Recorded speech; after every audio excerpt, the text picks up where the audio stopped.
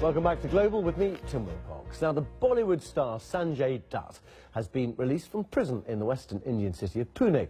Dutt, who is 56, was sentenced for firearms offences linked to the 1993 Mumbai blasts. They killed 257 people, injuring more than 700.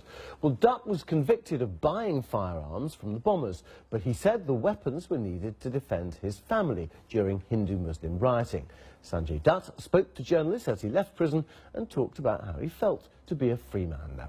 A free man, I wanted to taste freedom, and finally the day has come today where I walked out of that jail as a free man, but it's not sinking in me.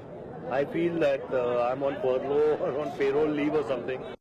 Sanjay Dutt there. With me now is Haroon Rashid, entertainment reporter of the BBC Asian network. It is a complicated case, but he is a huge star, as you could see, couldn't you, by the reception he got today? Absolutely. I mean, people were dancing as soon as they found out that he was going to be released from prison. Now, he has been given an early release because he said to have had good behaviour inside. He was hosting a radio programme for the prison radio. He was making bags, and kind of that's the side of this story that was being told to the public and to his fans.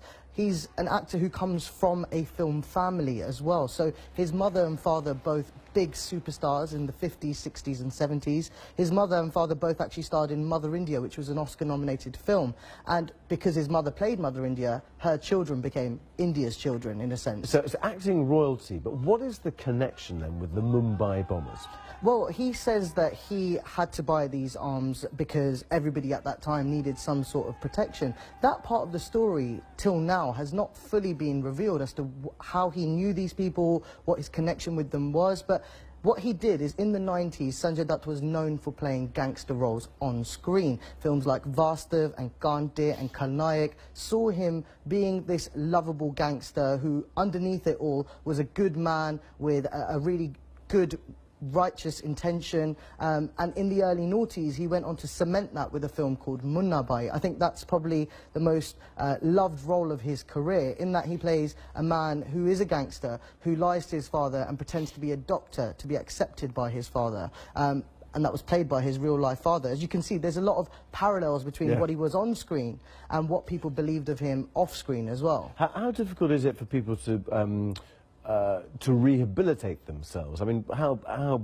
big a taboo is it to go to prison for somebody like him? Well, because Sanjay Dutt was known as the bad boy of Bollywood in the 90s, and because this particular case has been ongoing since 1993, people have already come to terms with him going in and out of prison. And prison isn't something that's necessarily ruined an actor's career in Bollywood. When he went into prison in 2013, he'd just come off the back of a big successful hit film, Agnipath, in 2012. So there is lots of love for him to return to the big screen, and I think that's why so many people were waiting for him today. And has he got a filming or a part lined up for him already? Well, actually, with a film that's coming out in a few weeks, it's rumoured that he has a cameo appearance in that, so he will probably be straight back to work. What also is really interesting is that his life, apart from his parents, has really unfolded in front of the media and his fans.